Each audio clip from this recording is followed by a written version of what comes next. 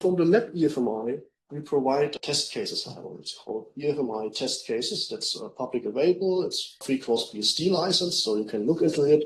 We use it for cross-checking. It's an open source Modelica library. It's published by the Modelica Association project eFMI. And from there, we pick one use case, the M04, and the library is used for the official cross-checking of eFMI tools. And essentially, it's completely tool agnostic. There's nothing for a specific Modelica tool in the library. If your Modelica tool is compliant to Modelica specification, then it should work with this library.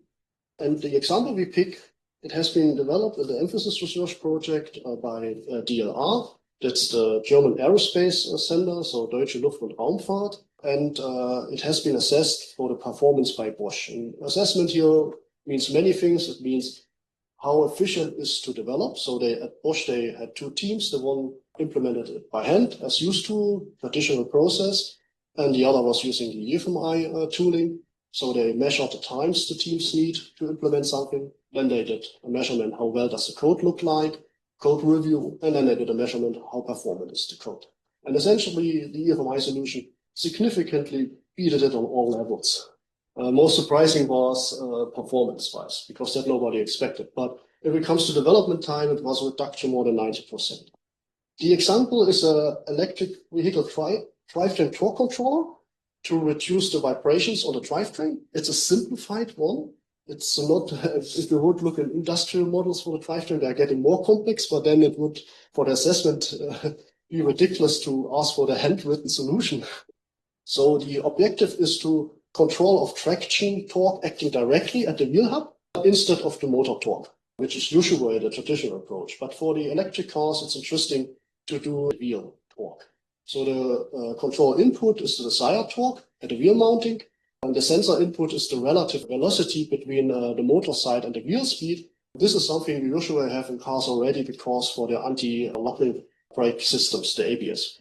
And the challenge now is that this controller should compensate torque oscillations due to the gear elasticity and the backlash. And we have somehow to simulate the unknown load torques produced by the tire. So we want to, this simulator runs faster than real time, and it tells you the torque on the wheel. So the solution is also that we have a plant model for our drivetrain, and we do a model inversion. So we reuse our plant model. It's a reduced plant model. And when we have this model inversion, then we can do this faster than real-time simulation. And then we can use the output of the simulation to feed it as an additional input to a PI controller. And that pimps the PI controller. So instead of fooling long time around how to configure your PI controller that it does the right thing, you take one from stock and connect it with this virtual sensor, and you feed that in, and your PI controller does the right thing. So the inverse model is the feed-forward controller. It's approximated. It's a simplified plant model, but it's still easy to model Modelica. And a PI controller is the feed-backward controller. It's basically a model from stock. You can take from the MSL, the PI controller. And it's very easy to parameterize correctly thanks to this additional virtual sensor model you have that simulates the drivetrain.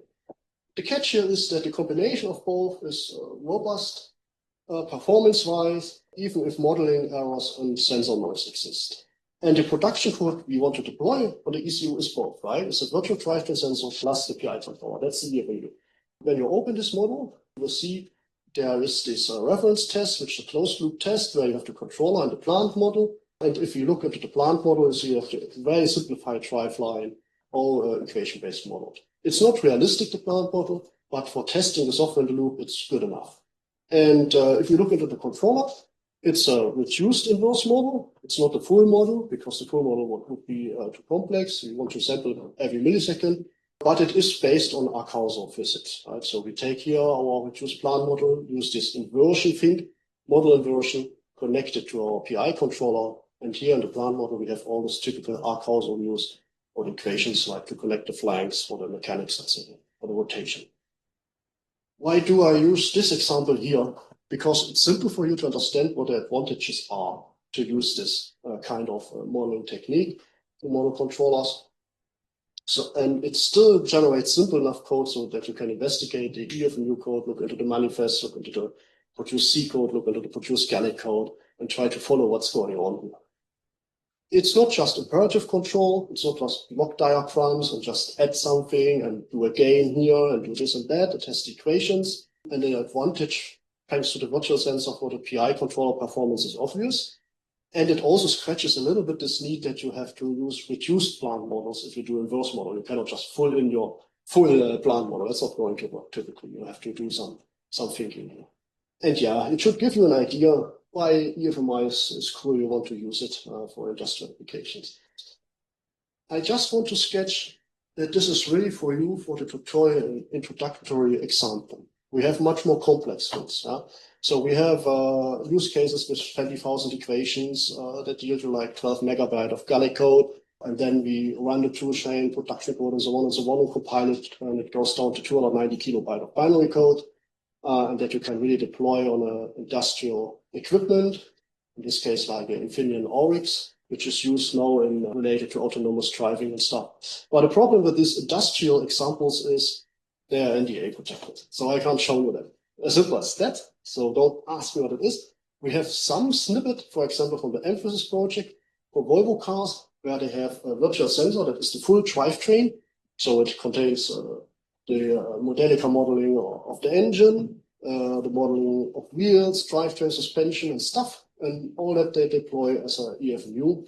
And then you will also see in part 4, we have some advanced examples that are public available, where you will get an idea what is possible, like a neural quarter car vehicle model for the vertical dynamics, where the unknown nonlinearities are modeled by a neural network embedded, for which you also generate efficient code. So you have that this hybrid model embedded.